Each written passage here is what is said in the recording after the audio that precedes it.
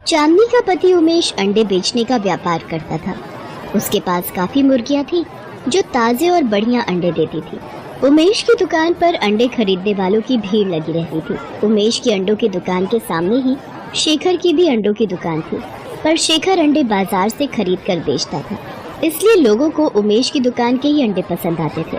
अरे उमेश भैया, तुम्हारी मुर्गियों के अंडे खाकर ही अब हमारा नाश्ता पूरा होता है। बहुत ही बढ़िया अंडे होते हैं। शुक्रिया भैया, ये लो आपके अंडे पैक कर दिए। तुम तो सारा दिन दुकान पर मक्खियाँ मारते रहते हो और ये उमेश कमा कमा कर बहुत आगे बढ़ गया है। ये लो रोटी लाई थी, खा लो। मुझे कुछ करना ही होगा। इसकी दुकान पाली हुई मुर्गियों के कारण ही चल रही है। मुझे इन मुर्गियों के बारे में ही कुछ सोचना होगा। शेखर रात में मौका देखकर उमेश की पाली हुई सारी मुर्गियों को खुला छोड़ देता है। अगले दिन उमेश मुर्गियों को जब गायब देखता है उसके होश उड़ जाते हैं। हे भगवान, मेरी मुर्गियां कहाँ गई? सारी मुर्गियां गायब हैं। माँ, चांदनी, जल्दी आओ, हम तो बर्बाद हो गए। हमारी सारी मुर्गियां न जाने कहाँ चली गईं। हे भगवान, ये क्या हो गया? लगता है किसी ने रात में मुर्गियों को ताला तोड़कर खुला छोड़ दिया। कोई तुम्हारे काम से ईर्ष्या करता है, उसी ने ये सब किया है। पता नहीं कौन मुझसे अपनी दुश्मनी निकाल रहा है। उमेश उदास मन से अपनी दुकान की ओर जाता है, पर वहाँ तो शेखर की दुकान पर अंडे खरीदने वालों की भीड़ लगी देखकर वो हैरान रह जाता है। क्या हुआ उमेश भाई, हैं? आज तुमने दुकान नहीं खोली क्या? तुम्हारी मुर्गियों ने अंडे नहीं दिए क्या? हैं? मुझे सब पता है, ये शेखर का ही किया धरा है। मेरे पास इसे पकड़ने के लिए कोई सबूत नहीं है, इसलिए मेरा इस वक्त चुप रहना ही ठीक है। उमेश बहुत परेशान रहने लगा था। उसकी मुर्गियां खो जाने से उसके पास अब कोई भी काम नहीं रह गया था। शेखर दिन पर दिन अपनी दुकान पर अंडे बेचकर पैसे कमा रहा था। उमेश को इस तरह मायूस देखकर चांदनी और उसकी सास बहुत दुखी थी। एक दिन चांदनी ने अपनी सास सुधा से कहा, माँ जी, मेरी ये सोने की अंगूठी रखी है, चलिए हम इन्हें बेचकर कुछ नई मुर्गियां खरीद लाते हैं और इनको दे देंगे। जब तक मुर्गियां नहीं होंगी तब तक काम शुरू नहीं हो सकता। तुम जैसी बहू जिस घर में हो वो घर स्वर्ग से कम नहीं है। ठीक है बहू, हम मुर्गियां खरीदने चलते हैं।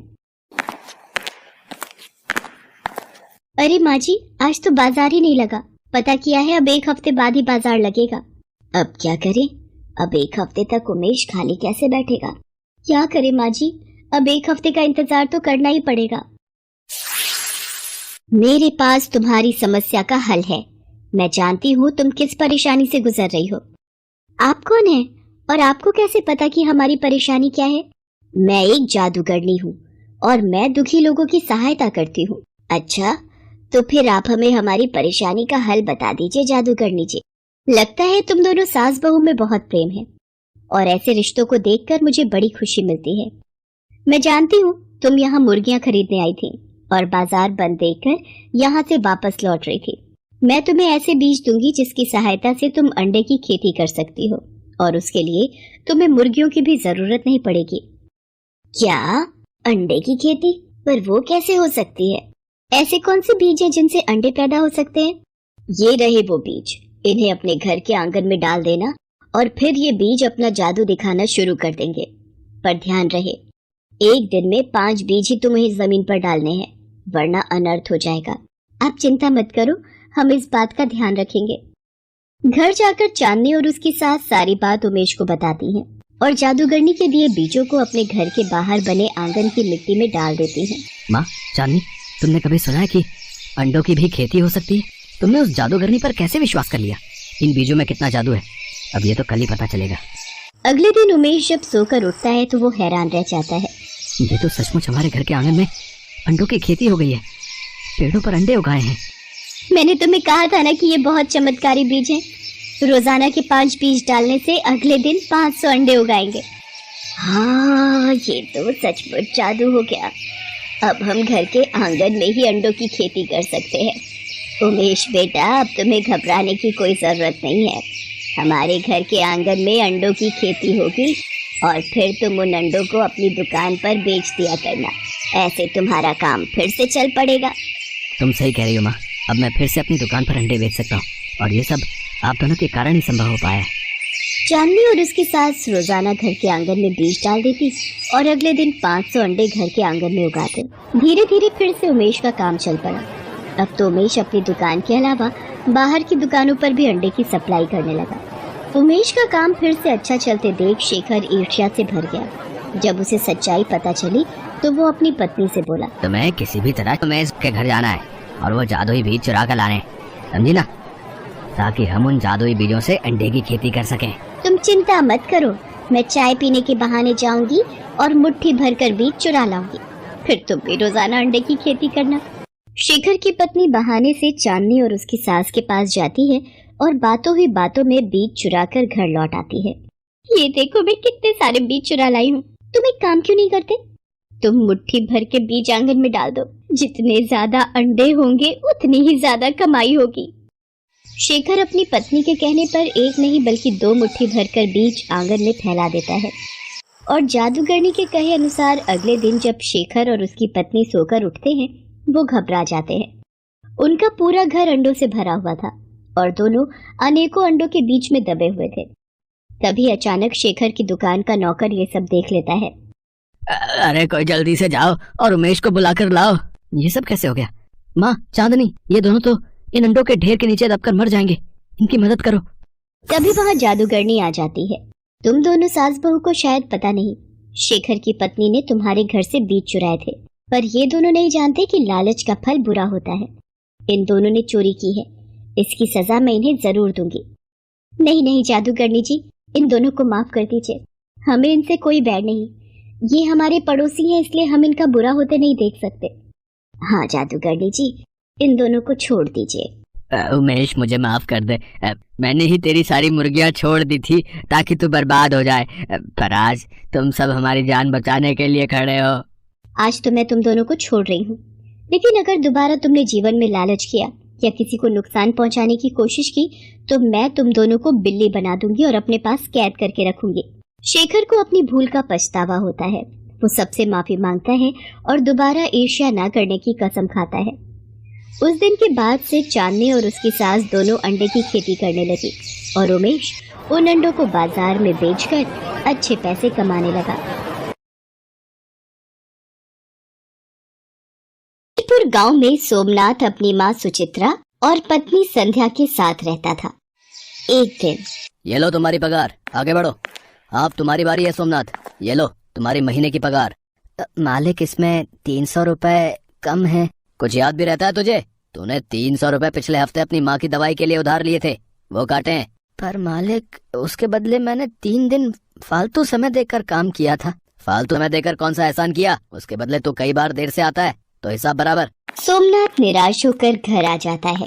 पर ये तो सरासर धोखेबाजी है, एक तो आपसे इतना काम करवाया और ऊपर से 300 रुपए भी काट लिए। ये तो जमींदार साहब ने बहुत ही गलत बात की है। बहू, ये कुछ अमीर लोग जो होते हैं ना, इनका कलेजा बड़ा छोटा होता है। ये हमेशा अपने से गरीब लोगों को दबाने के बारे में सोचते हैं। उन्हें पता है गरीब बेचारा कुछ उनके आगे बोल नहीं पाएगा, इसलिए ये लगातार गरीब के सीधेपन का फायदा उठाते हैं। और फिर इसी तरह सोमनाथ जमींदार के खेतों पर पूरी मेहनत और लगन से काम करता, फिर भी उसे पैसे बहुत कम मिलते थे। एक सुबह, संध्या, पूजा का सारा सामान एक टोकरी में रख ले, कोई चीज रह ना जाए। अम्मा, बैलगाड़ी आ गई है, चलो संध्या जल्दी आओ। आज कितने वर्षों पश्चात मैं अपने कुलगुरु के मंदिर जाकर पूजा करूंगी। तुम दोनों की शादी के बाद जाने का कब से बोल कर रखा था। अम्मा, मंदिर आ गया, उतरो। सुचित्रा सोमनाथ और संध्या के साथ अपने कुलगुरु की पूजा करती है। वापसी में सोमनाथ बैलगाड़ी रुकवाता है। अम्मा चलो, यहाँ भी माथा टेक। घर तो अभी थोड़ी दूर पर ही है, आप लोग यहाँ क्यों रुक गए? ये सामने जमीन देख रही हो संध्या, इस पर कभी तुम्हारे ससुर जी हल चलाए करते थे। मुझे आज भी याद है वो दिन। सुचित्रा, इस बार चावल की खेती करके बहुत पैसे आ जाएंगे, कुछ ही समय में अच्छी फसल हो जाएगी। आपने इतनी मेहनत से फसल उगाई है तो मेहनत तो रंग लानी ही है। पर पता नहीं किसकी नजर लग गई, सारी फसल कीड़े खा गए और धीरे धीरे हमारी ये जमीन बंजर हो गई। इसी सदमे से तुम्हारे ससुर जी का भी देहांत हो गया। अम्मा, मन छोटा मत करो। अम्मा चलो घर चलते हैं। सुचित्रा सोमनाथ और संध्या के साथ घर लौट आती है। संध्या सुचित्रा से पूछती है, अम्मा, उसके बाद फिर कभी दोबारा आप लोगों ने उस खेत पर फसल उगाने के बारे में नहीं सोचा? नहीं बहू, सोमनाथ छोटा था, मजदूरी करके मैंने उसे बड़ा किया, इसलिए कभी इस बारे में सोचा ही नहीं। अब तो बहुत साल बीत चुके हैं, और फिर बंजर जमीन पर खेती भला क्या उगेगी। तुम्हारे ससुर जी भी चावल की खेती उगाने का सपना अपने साथ लेकर इस दुनिया से चले गए। अम्मा, क्यों ना हम अपनी जमीन पर चावल की खेती करें? अरे बहू, ये मुश्किल काम है। अब भला उस बंजर जमीन पर कौन हल चलाएगा? उस जमीन पर खेती करना कोई आसान काम नहीं है बहू। पर अम्मा, कोशिश करके देखने में क्या जाता है? क्या पता हम लोगों की मेहनत से खेत पर दोबारा चावल की खेती सफल हो जाए। बाबूजी का सपना भी पूरा हो जाएगा और उनकी आत्मा को भी खुशी मिलेगी। बस एक बार मेरे साथ तुम इस काम के लिए हाँ कर दो अम्मा, फिर हम दोनों सास बहू और चावल की खेती की मेहनत रंग जरूर लाएगी। मैं भी इनको जब जमींदार के खेतों में काम करता देखती हूँ और फिर भी उसके बाद इन्हें मेहनत के पूरे पैसे नहीं मिलते, तो मुझे भी बहुत दुख होता है। अब मुझसे इनका दुख और नहीं देखा जाता। ठीक है बहू, सोमनाथ को आने दे, फिर मैं उससे इस बारे में बात करती हूँ। फिर तू जैसा कहेगी हम वैसा ही करेंगे। सोमनाथ के आने पर सुचित्रा और संध्या उसे चावल की खेती करने के बारे में बताती हैं, जिसे सुनकर सोमनाथ मना कर देता है। अम्मा, कहाँ दिमाग है तुम्हारा? चावल की खेती करना कोई आसान काम नहीं है, और वो भी एक बंजर जमीन पर। भूल जाओ अम्मा, ये एक सपना ही रहेगा और इसे सपना ही रहने दो। हम लोगों के अपने खेत पर कभी फसल नहीं हो सकती, हमें दूसरों के यहाँ नौकरी करके ही कमा कर खाना पड़ेगा। और संध्या, तुम माँ से इस बारे में कह रही हो, मैं इस बात के लिए कभी हाँ नहीं करूँगा। गांव के लोगों और जमींदार ने सुन लिया ना कि तुम लोग ये बच्चों जैसी बातें कर रही हो, तो सब हमारे ऊपर हंसेंगे। सोमनाथ, एक बात कान खोलकर सुन ले। अब मैं अपनी बहू का साथ दूंगी। अगर ये तेरे बाबूजी का सपना पूरा करना चाहती है तो मैं भी इस काम में इसका साथ दूंगी। अम्मा, तुम दोनों को जो करना है वो करो, पर मैं तुम दोनों की मदद नहीं करूँगा। हाँ। सोमनाथ संध्या और सुचित्रा दोनों की मदद करने से मना कर देता है। संध्या और सुचित्रा दोनों खेत पर जाती हैं और खेत की साफ सफाई का काम शुरू कर देती हैं। उधर ये बात जब जमींदार को पता चलती है तो वो हंसते हुए सोमनाथ से कहता है, सोमनाथ, ये मैं क्या सुन रहा हूँ? तुम्हारी माँ और पत्नी दोनों एक बंजर जमीन पर चावल की खेती का काम करेंगी। तुमने उन्हें समझाया नहीं कि चावल की खेती करना कितना मुश्किल है? समझाया था मालिक, पर उन दोनों ने मेरी एक नहीं सुनी। कोई नहीं, उनको अपनी जिद पूरी करने दो, अपने आप थक हार कर घर वापस आ जाएंगी। अम्मा, तुम यहाँ से पानी का पाइप खोल दो, मैं हल चलाती हूँ। पहले जमीन की सिंचाई करनी होगी। संध्या बहू, आकर एक रोटी खा ले, कब से कुछ नहीं खाया तूने। अम्मा, बस अब भी आती हूँ, थोड़ा ही बाकी रह गया है खेत। धीरे धीरे मेहनत करके संध्या और सुचित्रा ने खेत को ठीक करके उस पर चावल की खेती उगा दी। संध्या, आज मैं बहुत खुश हूँ। तेरी वजह से अब सोमनाथ के बाबूजी का सपना पूरा हो जाएगा। बस अम्मा, तुम देखती जाओ, कुछ ही समय में हमारे खेत में चावल की फसल लहराने लगेगी। और फिर एक दिन खेत में चावल की फसल लहराने लगती है। ये देखकर सुचित्रा और संध्या दोनों बहुत खुश होती हैं। अम्मा, अब ये फसल की कटाई हो जाए तो अच्छे दामों में बाजार में बेच देंगे, फिर हमें पैसों की भी कमी नहीं रहेगी। हाँ बहू, तू ठीक कह रही है। हम कल ही किसी ठेकेदार से बात करते हैं जो हमारी ये फसल बिकवा दे। एक बार खेत पर जाकर देखता हूँ कि आखिर इन दोनों ने फसल उगा कैसे ली। अरे, तुम्हें तो चावल की फसल लहरा रही है। इन दोनों ने तो चमत्कार कर दिया। क्या देख रहा है सोमनाथ? हैरान है ना ये खेत कैसे लहरा रहे हैं? ये सब तेरे बाबूजी का आशीर्वाद है, जो संध्या ने हिम्मत दिखाई और आज चावल की खेती जमीन पर लहरा रही है।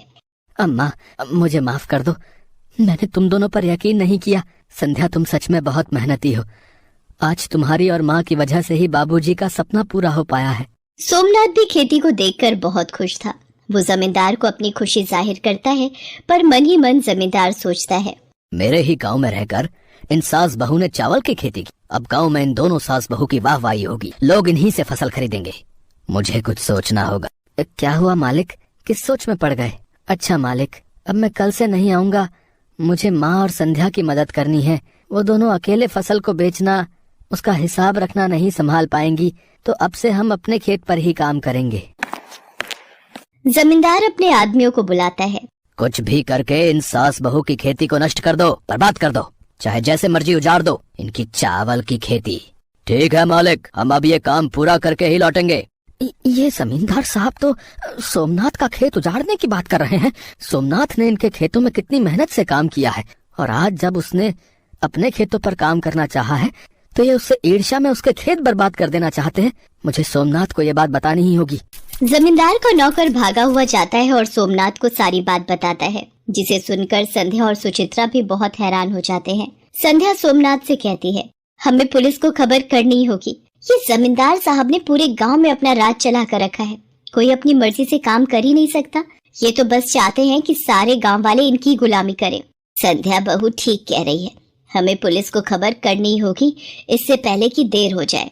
सोमनाथ संध्या के साथ पुलिस के पास जाता है, सारी बात बताता है। जमींदार के आदमी खेत को तबाह करने ही वाले होते हैं कि ऐन मौके पर पुलिस पहुंच जाती है और जमींदार के आदमियों को पकड़ लेती है। जमींदार के आदमी सारा सच उगल देते हैं और फिर पुलिस जमींदार को गिरफ्तार कर लेती है। देख लूंगा तुम सब लोगों को, मेरे खिलाफ पुलिस में शिकायत करते हो। जमींदार साहब, आप शराफत से पुलिस स्टेशन चलेंगे या फिर मुझे डंडा दिखाना पड़ेगा? और जमींदार को उसके किए की सजा मिल जाती है। वो संध्या और सुचित्रा की मेहनत पर पानी फेरना चाहता था, पर भगवान मेहनत करने वालों के हमेशा साथ होते हैं। ये बात हमेशा याद रखनी चाहिए। मनुष्य को अपनी मेहनत का फल अवश्य मिलता है और संध्या और सुचित्रा को उनकी मेहनत का फल मिल जाता है। उनकी चावल की फसल अच्छे दामों पर बिकती है और उस दिन से वो तीनों मिलकर खुशी खुशी अपने ही खेत पर खेती करके अपना परिवार चलाते हैं।